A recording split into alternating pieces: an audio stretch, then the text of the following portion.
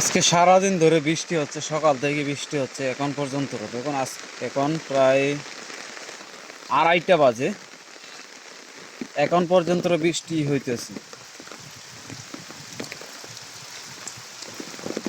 হ্যাঁ, রাস্তাটা কি করছে, রাস্তাটা প্রায় রোয়া লাগানো যাবে।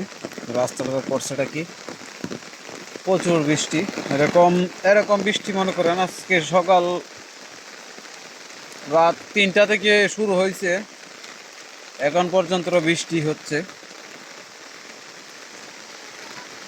এবং নদীর পানিও অনেকটা বাড়ছিল, তাই এখন একটু হালকা টনি কম দিছে, মনে করেন পাহাড়ে মনে করেন একটু পানি কম দিছে, তার জন্যই।